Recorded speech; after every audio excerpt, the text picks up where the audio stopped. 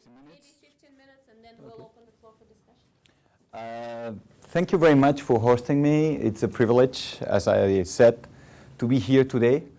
In fact, I'm here for several reasons. One reason is because you have a lecturer who's got a wonderful network all over the world, well known in Europe, especially in my country. Not only as a scholar, as also as a colleague who's obviously aware of what's happening abroad. That's one reason, but the second is because we love this university so much. This university is quite the real University of America. So when we're here, you feel that you're sharing the values of America somehow, and that's something we're very interested at, because European, we're seeking for having the American experience. And I think, as well as you might seek for having a European experience too. So I think this is a perfect combination to your entrepreneurship, your capability, your positive way of doing things as American, besides with this maybe sometimes narrow-minded but very obstinate people that we're in Europe. So I think now it's time to open this international network that we both have, especially you, and include you as someone else who's going to be the beneficiary or the one who is going to take advantage of it. So please take advantage of our contacts, take advantage of our projects, because it doesn't make sense if our projects without you. So please just consider whatever you can have from us from now on, okay? So my email is yours, and everything that I explain here, just consider as part of your, not only knowledge, but your projects. So I prepared some slides just to tell you a little bit what we're doing as public relations. But I had a very wise, intelligent question just before coming, while we were wrapping something because of my delay, because the flight arrived a little late. So the question was, why did you really were interested in global public relations? Why you here? Why you are so much obstinate in doing like this career in international PR? And I said, it's because once in my life, I had a meeting with some colleagues from Amsterdam, from Belgium, from France, and we decided to create a European association. Just to put you in the framework, that period we didn't have computers to work. They were only professional computers, but they were not computers at the school. So there was not obviously internet. And so we had our writing machines, how do you say that in English? Typewriting machines, and we had our fax, which for you is something that might not exist anymore. And so we decided to create our network. 4 people. And from then on, everything was growing exponentially.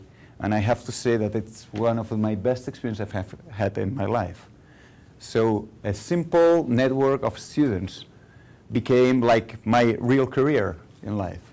So I do really recommend you to start with this you think maybe something very simple, but very simple things, and make them grow. If you do it with enthusiasm, that's potentially your life. So this is exactly what happened.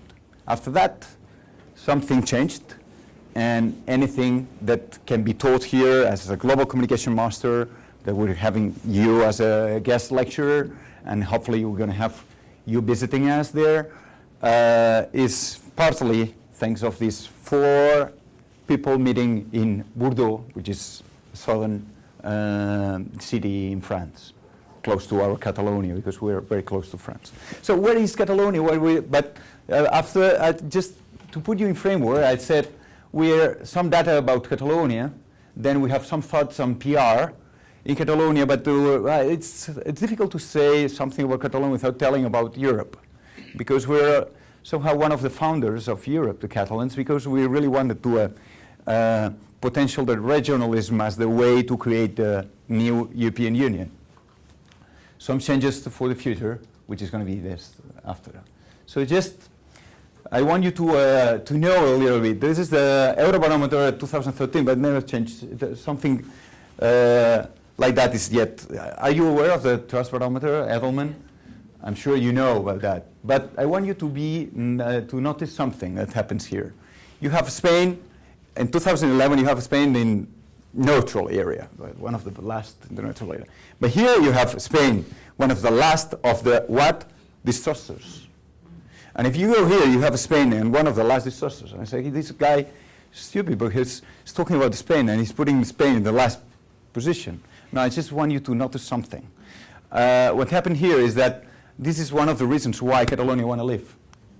You know, because we see there are a lot of things that might not be interesting anymore for the Catalans, because, you know, it's everything about branding or your positioning. And, you know, in public relations, with whom you go, you're going to be considerate. So you are considered as someone depending on with whom you're getting along. So maybe it's time to leave things of this bad reputation. So that's one point. And another thing is that here, if you notice something else about the Trust Barometer, it says that NGOs are the most trustable organizations if you compare them with governments. It's all over the world like that. I want to tell you that Catalonia, we have a very weak government, and it's all about civic organizations, NGOs. The role of the network of the community is so strong. It was the only way to be like a kind of being represented all over the things that we were doing. Even the Olympic Games, we had a very strong volunteer network. Even whatever we organize in terms of big events, we have just had the World Mobile Congress. Then it's all about organizations of companies, but it's nothing to do with the government. So Catalonia has been very well organized in terms of business and NGOs, but less in terms of government. So if we go to this page, we think that maybe Catalonia has an opportunity here, because as we're quite well organized in this stage, maybe it's time to go for putting like a push from a not existing yet government, right? So those are links. I'm not sure if you'll be able to see, but just go to the video. Those are links of what's happening abroad. Those are quotes of New York Times about why Catalonia is different, what's happening there. So why this NGO's protagonism is so strong. Don't forget that the strongest NGO in Catalan claimed rights is an NGO that put together about 2 million people in a demonstration up in a population of 7 million. Putting 2 million of 7 in the street, that's incredible. And not even a glass was broken.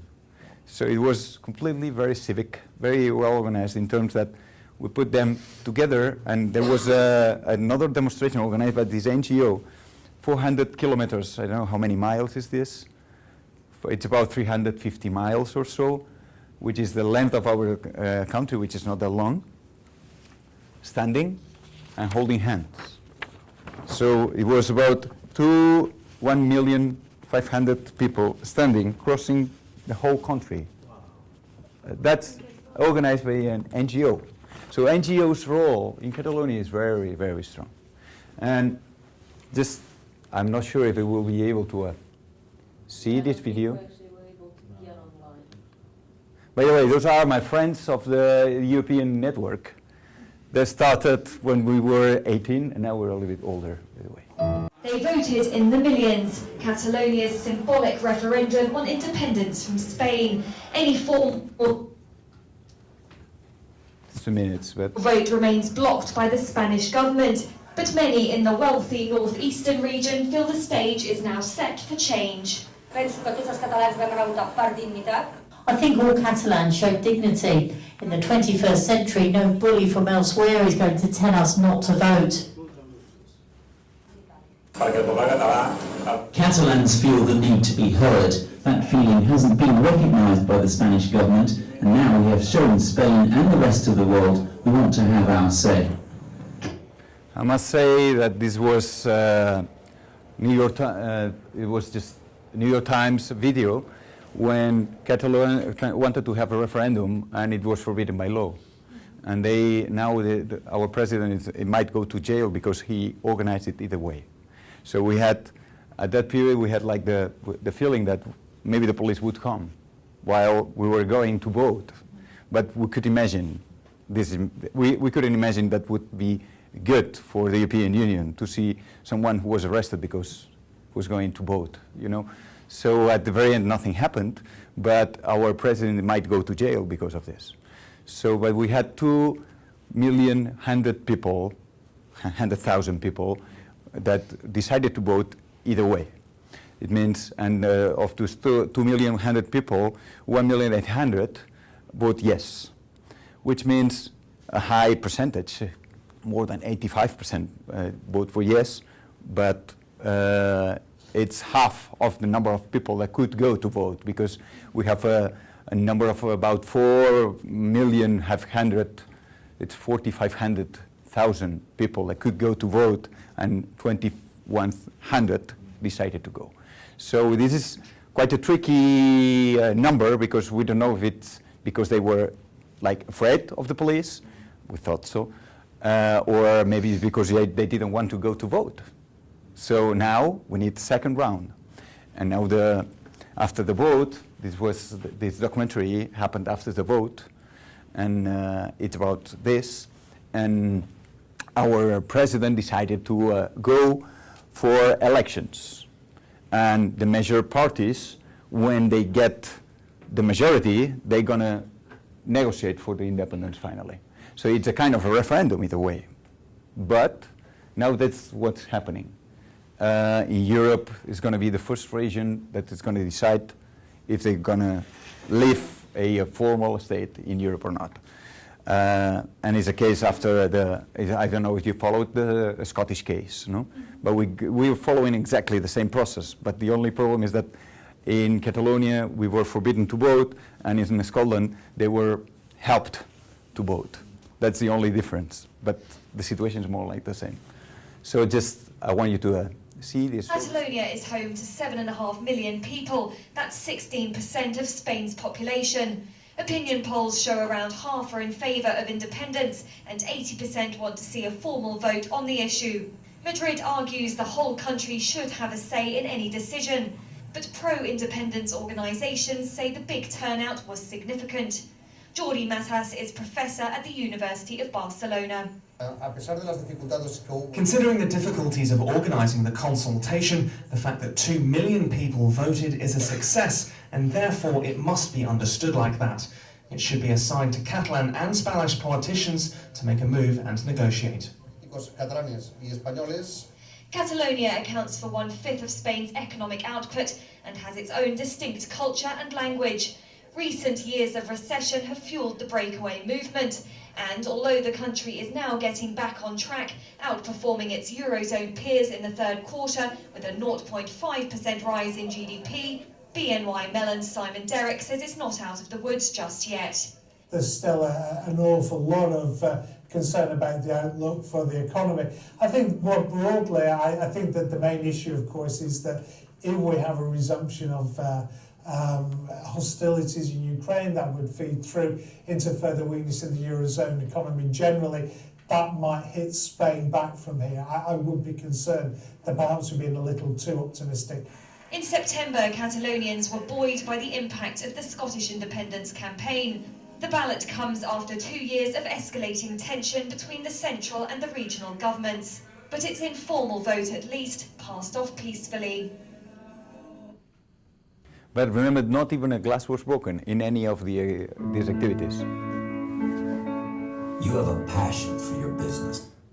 So this is very important in order to understand the Catalan way of doing things.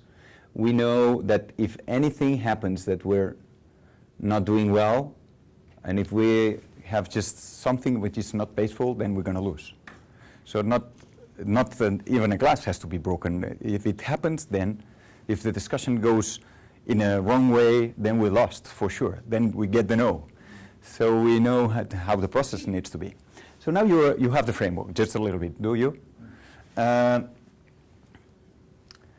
This is where Catalonia is, and this is just, this region of Spain. This is Spain, the southern part of Europe, and this is a little bit our history. We have in fact, this is the former castle of a Catalan kingdom. Is yet in Mallorca. Mallorca, is one of the islands of the Mediterranean. They speak Catalan too, and they don't have this strong feeling as our part of the region has. But this is one former castle of Catalans. So we have 1,000 years of history. It's not much, right? So it's 1,000. It's for us. It counts because we are older than the Spanish kingdom. This is our new perspective. So we're now taking new perspectives. This is the whole sea. This is where I spend my holidays, by the way. And this is my kids. I have my son here running. This is before you leave. We started together with the Spanish. That's okay. But it happened that at the very end, you have different spits. And he won, by the way. That's right. And it happens at the very end, you have to take a new direction. Because you cannot wait for the last one, right? Can you? It depends on the economy, it depends on the culture, it depends on, there are all many factors that you have to consider. So at the very end, you don't make, I don't know if you're a little bit competitive or not, but we're in a situation where you cannot wait for everything, right? So this is our spirit. We're Catalans, we're building human towers. That's quite special. We're a little bit mad Catalans. We are very gymnastic in terms of, this is a real thing. Huh? This is just, and this is the euro coin, because we're one of the founders of Europe. And we really want to keep Europe together.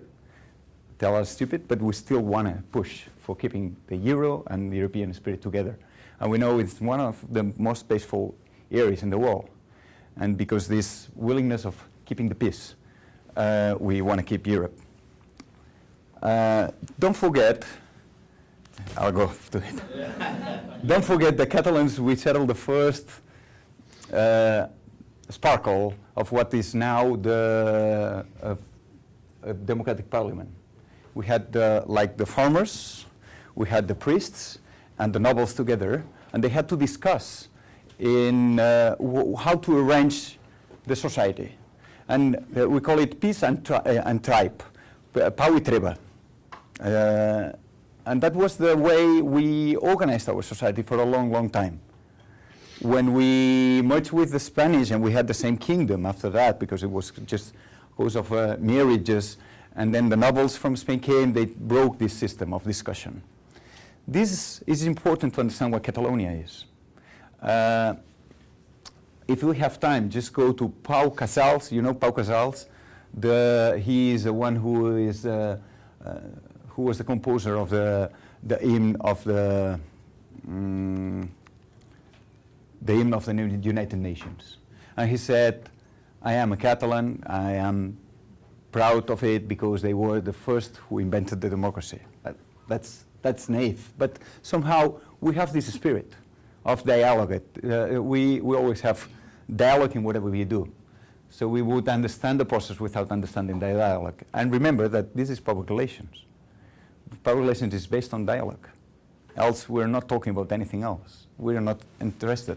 So we're the founders of one very big area of peace, which is Europe. So we want to understand if they put us out because we decided to just resign for being Spanish.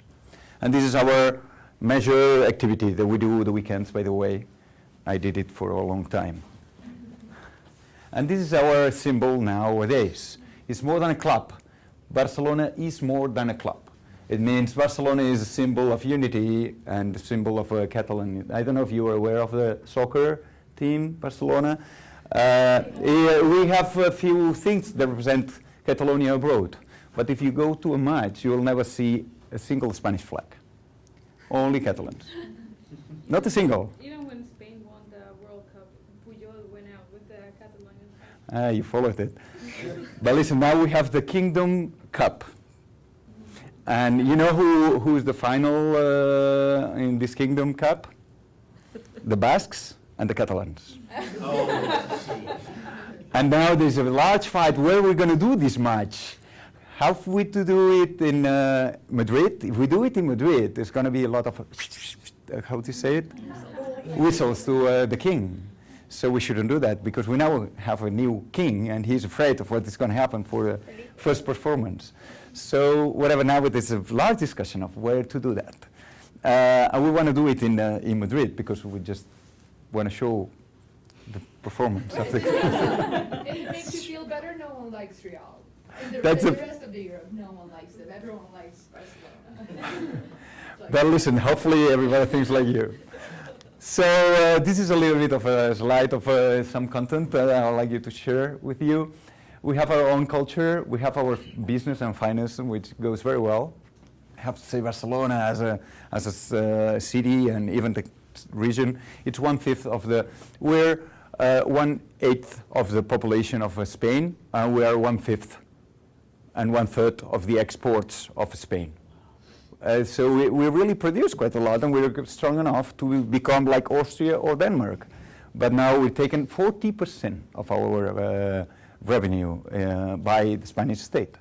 So if we talk about figures, it's really unfair, especially when you see that subsidized regions are having higher standards of life rather than the one we have. Better equipment, better railway stations, and all. So then this has pushed Catalans to claim for independence, definitely, finally. So finance, 100 years of history, is not few. Society is structured, so we are very well structured. Political ambition and democratic heritage, as I told you. So those are European oriented. That was a demonstration when we hold hands for 400 kilometers. In fact, we crossed the border because you know that the former Catalonia, it's now France, but we crossed the border for 10 kilometers up to the north, and it was Opertus, where we put the Catalan flag in front of the Spanish flag, but we kept the European flag. So that was an important sign. This is an exchange with public corporate. I don't know if you're aware of the new concept, cultural diplomacy. The Catalans, we do a lot of cultural diplomacy. You might be aware of it. It's grassroots. It's when you're going to come to Barcelona, we're going to show you around, and then this will be cultural diplomacy. So we did an experience in Mexico. We put the painters of the Mexican heritage. They're very good in painting horses, people riding horses, and we put a painter who is very good in drawing human castles activities. So that was like an exchange. It was presented in media in Mexico, So this is just an example of cultural diplomacy. And now we're having about 15 offices all over the world doing this task, okay? And then we created a couple of demonstrations with a V of victory, 2 million people, as I told you. Everything was, I don't know if you've seen this picture. Sorry, because I wanted to add it in the meantime in the plane and I didn't have connection. But if you search for the V of victory of the Catalans, V of vote, you'll see 2 million people standing. I don't know if we have time to see this. But it's quite impressive. You see the Catalan flag in a V of victory, 2 million people standing. Not even a bottle, glass was broken after that. So that's the demonstrations. This is the people holding hands, 400 kilometers crossing and this is human castles, and this is all the areas where we speak Catalan. Okay, so the old kingdom of Catalonia. This is former France, and now it's Valencia. I don't know if you know Mallorca. So, but we suffered 300. We've been in Spain for 300 years. We suffered 3 dictatorships that tried to unify the Catalan language. So the Catalans, a lot of Catalans have the feeling that when you're in Spain, your culture might be threatened. You They are not kept. The proof is that you can study Catalan in more places in Germany rather than in Spain. So you can go at the university in Germany and then you can study Catalan easily as one of the languages of Europe. But in Spain you can only go to 2 places in Madrid. So this is quite unfair in terms of culture. Some years in France, suffer dictatorships. That's it. So more or less you have the framework here, right? So this affects, and this is something very important, this affects our understanding of public relations. Because our public relations is so much dialogative, it's so much based on the idea of symmetry of publics, the idea of mutual understanding, the idea of group-to-group relationship, the idea of the excellence principles of chronic somehow. But I'm not going to explain this because I'm sure you're very much aware of all these principles. So I just want to summarize PR facts in terms of how this affects our culture is affected by or how our PR is affected by our culture. I would say, first of all, we have the first European school in PR in Barcelona. So it was created in '68. So now that's quite important. Even though we have a very important school in Belgium, the first in Europe was in Barcelona. This is something that says quite a lot. The top 3 cities for corporate events in Europe, we're in the top 3, Barcelona. So the most pictured city of the world, together with New York, according to Google last year. And then we have like European capital of cruises industry, which I know you all studied cruise industry. Now, if you want to study cruise industry in Europe, you need to go to Barcelona because we're very thankful to the Americans that want to do a cruise in Europe, even that lots of facts happened, and this is quite important in terms of crisis management. But if you want to go to the cruise industry, if you want to know a little bit about the cruise industry, you need to go to Barcelona because lots of Americans take a flight from Atlanta or all over, and now we have straight flights, Barcelona and major cities in the States, thanks to the cruise industry. So, and then we have 3 major claims that are our key messages in Barcelona. So we have like architecture, we have sports and leisure, and the third one, business friendly. So we're working very hard in those 3 topics. And this is like a result of architecture, it's modernism, it's Art Nouveau, it's Gaudi, it's Miro, it's all these kind of buildings, if you're aware of what's happening there. Sports and leisure, we have Barca, but we have also Olympic Games heritage, which is still affects World Cups, all major activities, sportive activities that are held in Barcelona. One of the most important marathons, running marathons, is now just finished last 2 weeks. So at business friendly now we have one of the major world conferences, and which is the Mobile World Conference, where all high-tech people come and join Barcelona now for 10 years. So we started with these mobiles, we were like, and now we have the smartphones and all this. So in 10 years, the industry changed a lot, and now it's more multidisciplinary, very interesting in terms of. So how we understand public relations then, considering these facts. I'm inspired in Lasserfield and Bertrand and Goddard when I say public relations is like having a key topic to convince opinion leaders to make your topic like social dimension, or your organization social dimension. We call it the gold triangle. In fact, you have to have your certain values as corporation.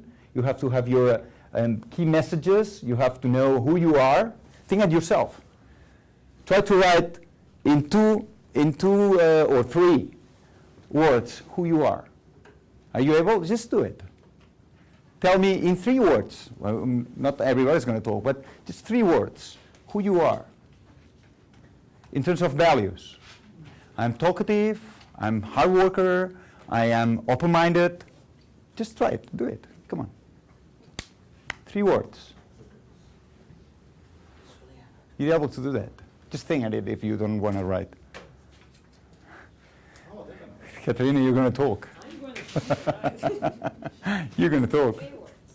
3 words. No. It has to be yourself. You gotta be yourself. It's more difficult to describe oneself than to describe others, right? It's actually would be interesting if you describe yourself and then someone else describe you. And then you see if it matches. If it matches. This is expressed values, perceived values. Yeah, that's right. Yeah, it's all about the perception gap. If matches or not. The gap. Yeah. Where's the gap? Huh? Gap analysis. Huh?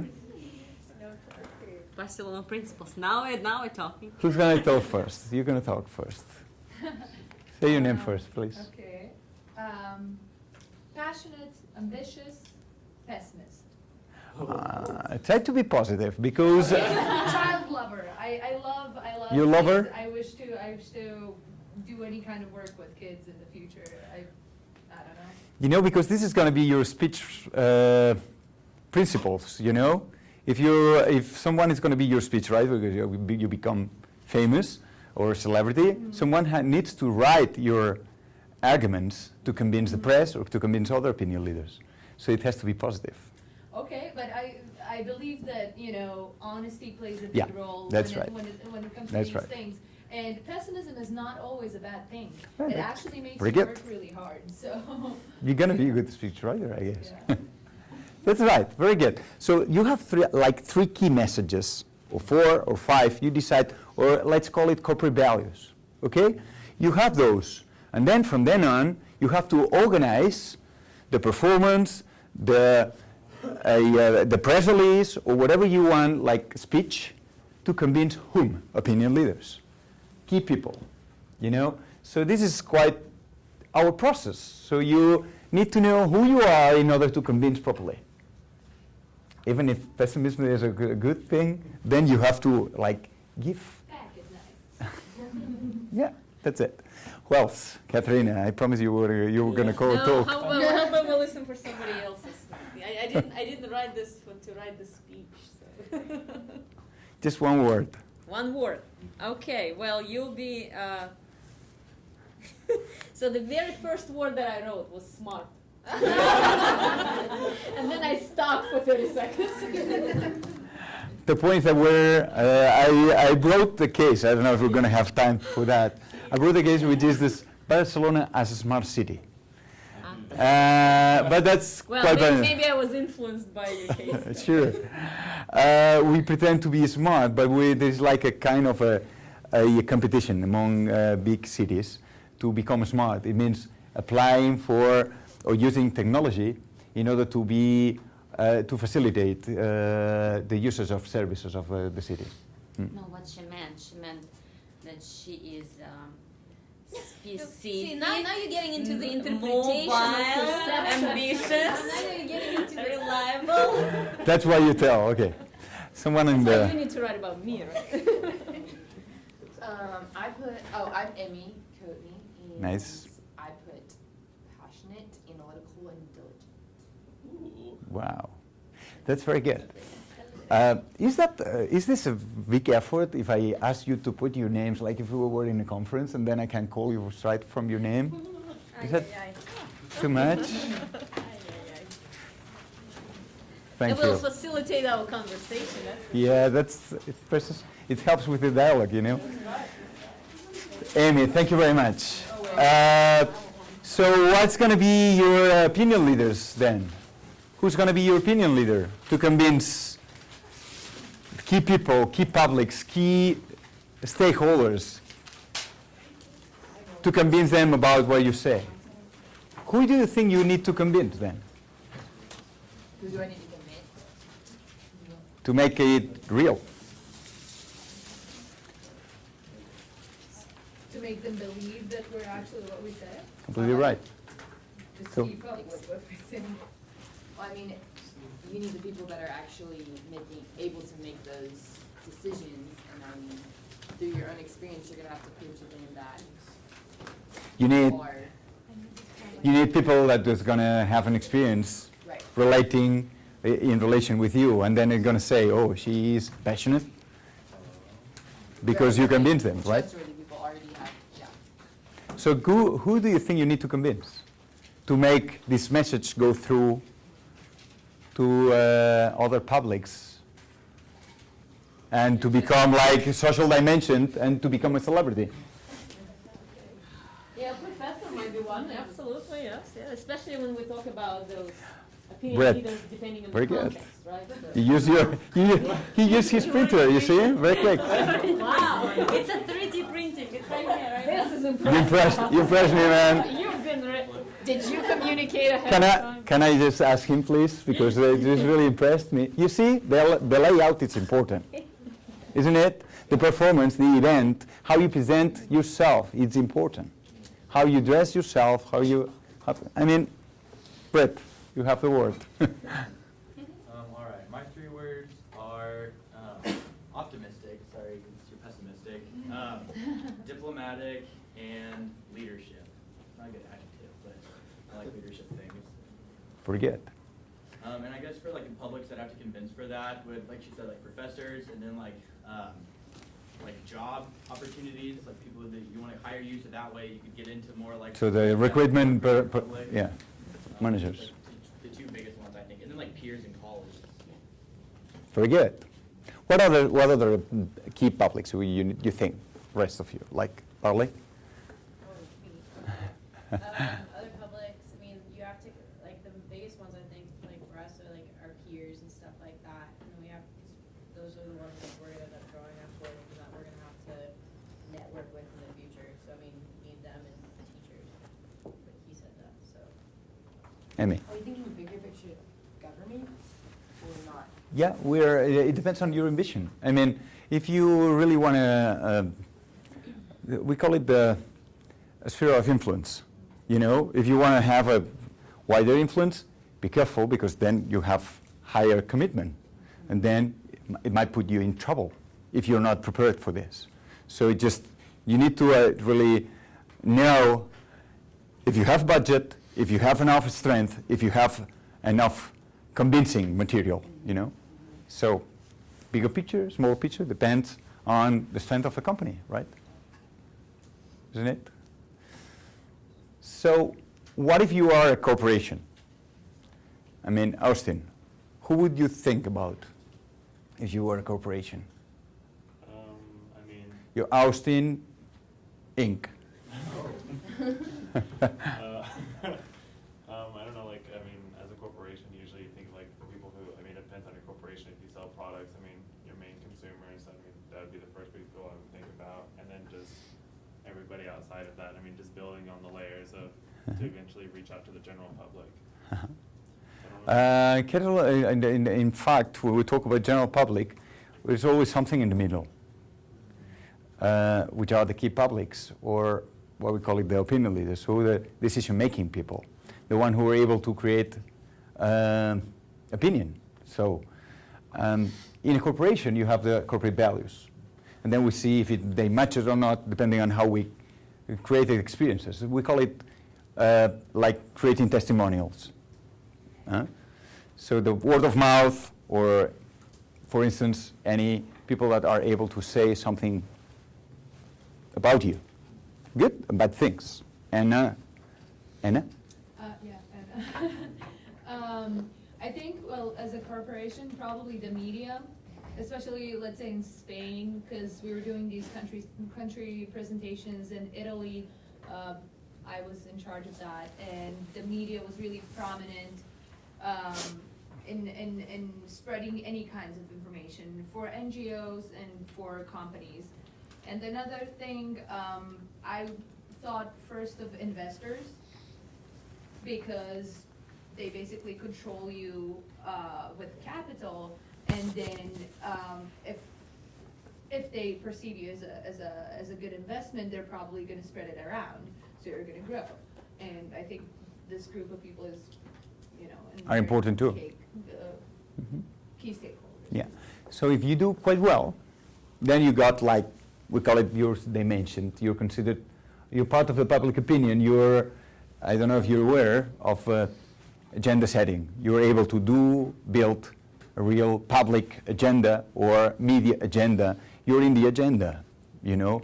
You're breaking news, or you're creating new debate principles. You follow me? That's so important in order to create public relations and to create opinion, to create both. Okay? So if we go further, then we go to what we understand as the measure, we call it the business sphere influence model. In fact, this is what I propose to you, is for me is what we better understand public relations in our country. It's, you have the corporate ambit, which is building these corporate principles, this Cassidy? Yes, sir. Yeah. Tell me your three major concepts. My three for me? Yeah, about you. Honest. Honest. Outgoing. Outgoing. Mediator. Mediator. Usually. Yeah. So, mediator and outgoing. Outgoing, honest, yeah. And honest. So those would be the corporate values of you when you're going to become your own personality. You're going to become a celebrity. So those are your personality principles. Okay? Organizational personality is what's happening to all corporations. They need to build good relationship among the employees in order to create a corporate culture. Corporate culture, when it's really in a mature stage, is when it's considered as personality, because it's perceived like the way you say. So whatever is expressed, it's what is perceived. So this is what we call it the corporate ambit of public relations. It's a lot to do with the corporate organizational communication and internal communication. It's all about building our own structure. You as being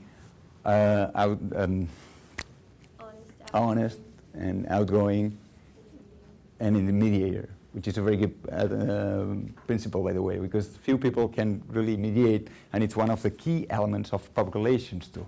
So you have an advantage here. And then you have like the social ambit. What are the stakeholders you need to think at, Austin, when you talk about the social ambit? Let's think at the community. Like, what do you mean exactly? Like, What? are you asking for like who falls in like what areas of these, or? If we're talking about the community, who are like the representatives of the community, the close community? Neighbors? I mean, just whoever leads, like, I mean, like with each sphere of like people, like you have like the main spokesperson for it, so like if you usually can appeal to like whoever's the group leader, there usually kind of trickles down, so it kind of goes back to like the word of mouth kind of thing, so Good. if you hit the leaders first, you usually can get whoever their publics are. And if we go backwards to what we've been talking, who are the representatives of the community? NGOs. So you have NGOs, we call it cultural and social representatives. Those are, in fact, key publics, right? But you have who represent the community that we vote. Who are they? The government, right? So we have public affairs here, right? So this social ambit have at least two major publics that we have to consider, which are the NGOs, the community, neighborhoods, all like social.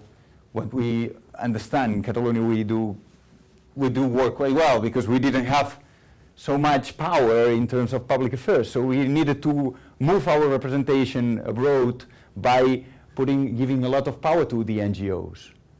Even Football Club Barcelona was our advocate or our diplomat, because we didn't have diplomats in Catalonia. So we gave a lot of power to NGOs. That's what I tend to explain before. So we have two major stakeholders here. We have the public affairs, I would say the government, and then we have the non-government organizations, okay?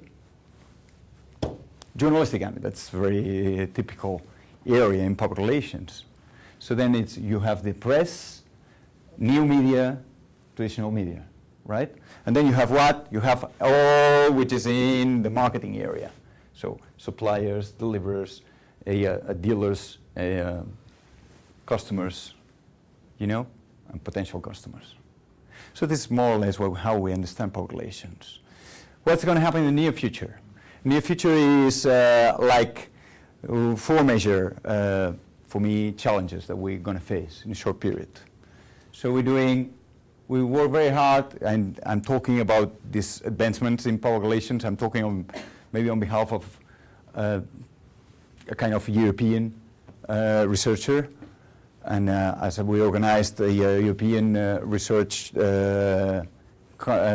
Association conference in Barcelona, I can tell that those 4 major elements are based basically in Catalonia, but they are also in Europe. So one is social synergy, grassroots movements, anything related to organized citizens to be committed with or towards a certain cause. This is a statement, okay? To organize certain NGOs to fight for a cause. Here we've seen this NGO organizing big demonstrations. The other one is to get target groups participate. So shared interest groups, and to make these groups be together in order to really be active. So activate groups in order to fight for certain projects. Even the employees or the citizens of a community, or even certain Twitter or bloggers that are really fighting for a cause or revealing or pushing for certain ideas. And then we have 2 more things, which is one is a new conception of leaders. We're growing new kind of leaders. Social leaders are legitimate leaders. And so, right to represent, right to act. So you cannot imagine how important is the president of Football Club Barcelona, and he's much more important than the president of Catalonia when he was abroad. He's a diplomat somehow because he's a social leader. He has a lot of power because of the social power. And it doesn't matter that our president's been elected by votes. He has more power than the others because of the status quo, the status that it's given to him by the media pressure, by the media publications, or even the network of members that Football Club Barcelona has. So the society gives him a lot of power. So we call it legitimated leaders. This is what the company tries to do when they creating a foundation and they putting themselves into the corporate social responsibility framework.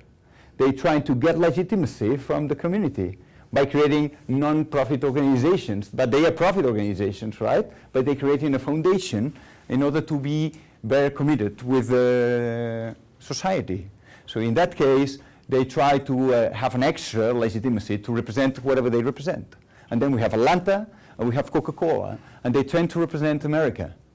And they create like this foundation of happiness, which is something like big studies to put together opinion leaders, researchers, which are on top of the opinion leadership, and other kind of people that give them legitimacy to represent what? Happiness. Where in the world? And can be understood differently depending on the country, right? And then we're talking about the last challenge or tendency, which is opinion making. Now we're talking public relations opinion making procedure. Is seeking for legitimacy in order to get what? Opinion. Opinion what kind of opinion? Any opinion that help Amy, Cassidy, or Austin, or Anna in getting the stakeholders involved able to represent or to explain good things about them. So effectiveness means when you are getting the opinion in favor to your principles, corporate values, or key messages that you want to spread out towards the world. Is that clear? So this is what's happening just in sum when you do it quite well, and then you have a corporate value, and then you have a network of people committed now by concepts, by values, but not by certain geographical areas. So we're talking about putting people together because of the interests, but not because of the social constituents. Because it doesn't matter who you are from, who you are, it doesn't matter gender, it doesn't matter your age, it doesn't matter where you live. What matters is what worries you and what interests you. And this is what we call it corporate values map in terms of organizing society and a mapping of the organization depending on how you're influenced in terms of certain content, certain concepts and values. So you have different kind of mapping, and connections. And here you have a list. If you want to, I can give you this presentation. Then you can just click, and you have different ways of mapping. Okay. So I was asked to compare what's happening in PR in Catalonia compared with Scotland and Crimea. And do you want me to wait? Well, I was going to say maybe you can give us like 2-3 minutes, and since we only have 10 minutes left, I want to make sure that if there are any immediate questions, we can. It's the last stage, eh? It's the last one. Huh? Yeah, so let's just maybe do the very okay. comparison. That's and then okay. So that's more or less the idea. It's important to understand it, because we know we've talked about so much about Crimea in Ukraine right now, and Scotland is obviously a very interesting case. So yeah, we're happy to hear your thoughts about it. So that's more or less what's the tendencies that public relations is so much about dialogue, about community engagement, civic involvement, and it's less and less about like up-down projects where we send press release and where we try to engage media through like a powerful corporate department to convince certain publics. And now it's more like trying to keep the ideas that are coming from the society in order to put them together and make the organization better aligned with the society. Because society is going faster than the organizations from now on. I don't know if your society is that fast. I guess so. But ours is. So the organizations are really seeking for organizing themselves according to the demands. And it's more this rather than the other way around. We're not creating demands. We're moving accordingly to them. Yeah, I think that's a good point, and kind of emphasizes the things that we've been talking about so far, about the ideas that society really needs to reflect on, or the organizations really need to reflect on what society's demands are, and what public's demands are ultimately becomes corporate values. Now, I do want to hear 2 minutes of your comparison. Crimea, Scotland, and...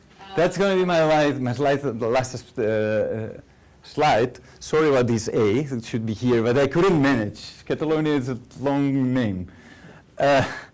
This is my idea after being so much committed with the idea of Catalonia myself. In fact, what happened here in Catalonia is not allowed the right to vote. Even that it's in Europe, the individual rights are completely, because that's a must to become European. But Europe doesn't say anything about collective rights. The right to vote, which is putting together a whole region in what we call it a referendum, is not considered in one of the topics to become European. So it's not allowed the right to vote. In Scotland, it was allowed because there was an agreement. Third party agreed.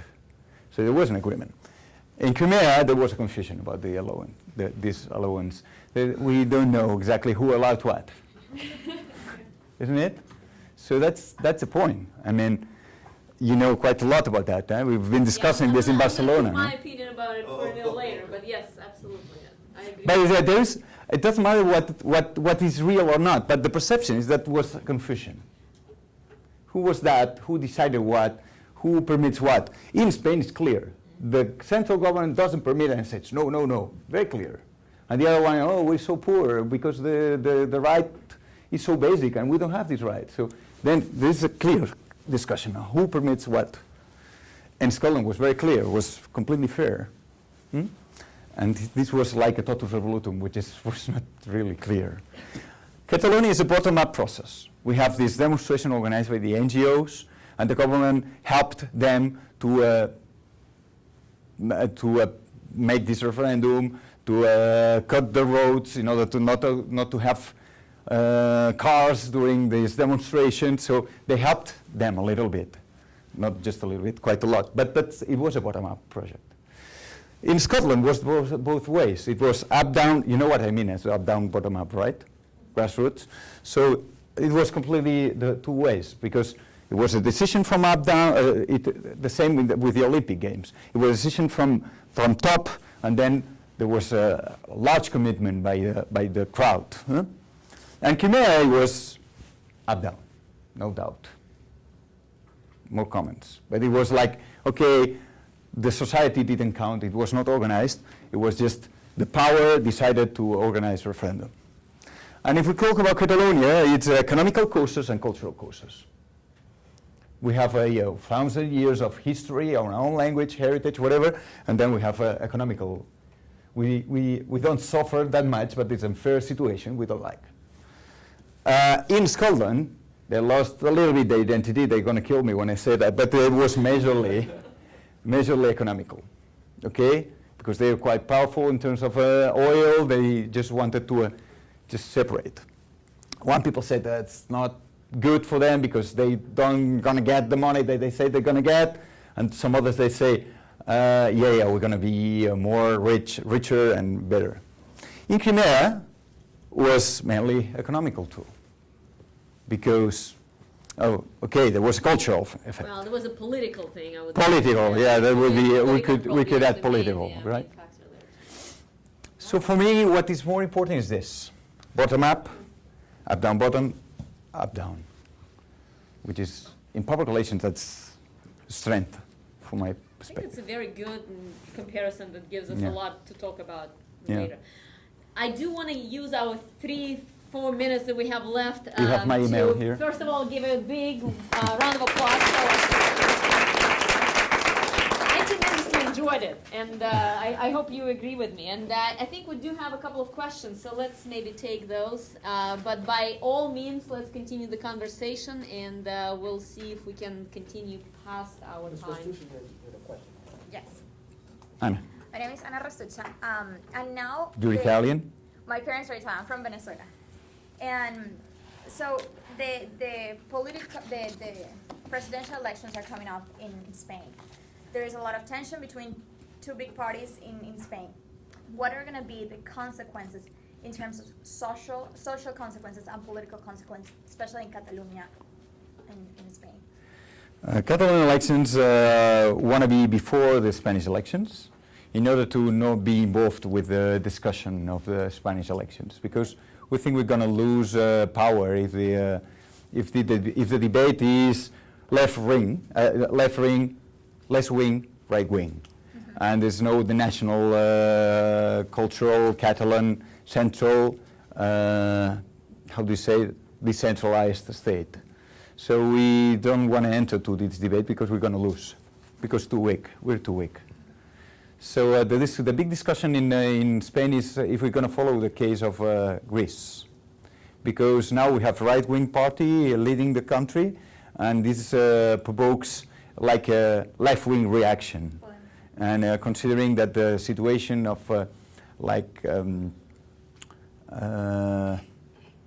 they've been taking a lot of money from the government, a lot of things which are really not nice.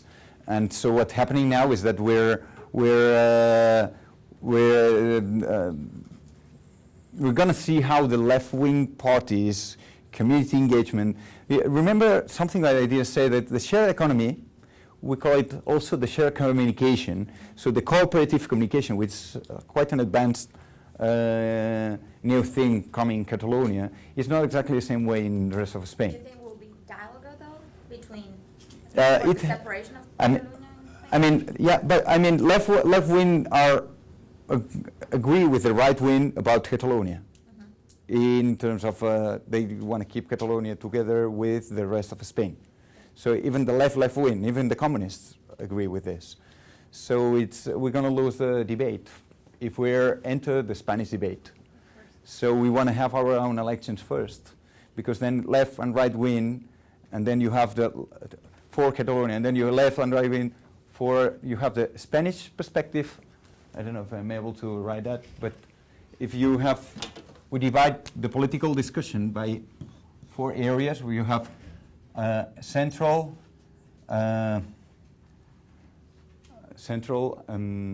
decentralized, and you have left, right. So Catalonia, we have like left, right in Catalonia and left, right in Spain. So we have the 4 kind of, we have left, right Spanish, left, right Catalan. So it's like we have double of number of parties. We have about 10 parties, and in Spain there are only 4. you know, so it's quite strange because we have the Spanish-oriented and the Catalan-oriented left and right. So but we're going to lose because they're very powerful in Spain. So we're going to enter the debate later when we already have the majority for independence. That's a tricky thing. It doesn't help. Right. Maybe one more question. We'll let you decide. I think there are a couple here. Juliana, I'm sorry. Yeah. My name is Juliana. I am from Venezuela. And my question is, if Catalonia wins the election and you are finally admitted the right to be an independent country, how do you think this would affect public relations in the future in Catalonia?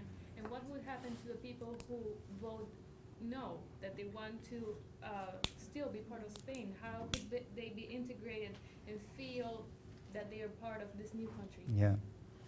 Even if the pro-independence lose, we have to accept the majority.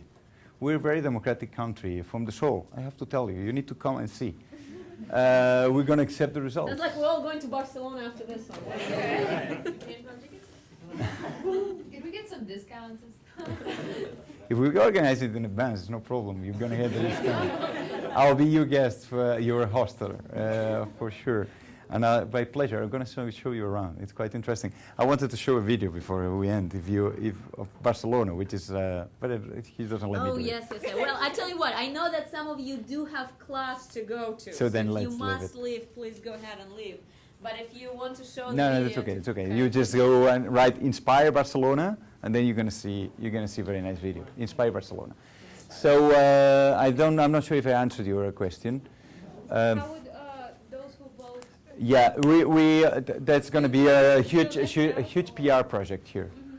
If we get the independence, there is a public diplomacy process, international PR project, which is incredible and challenging. We already started this process. We're creating offices abroad. We call to the Spanish state that they are just commercial representations of Catalonia, but they are potentially the new ambassadors of Catalonia.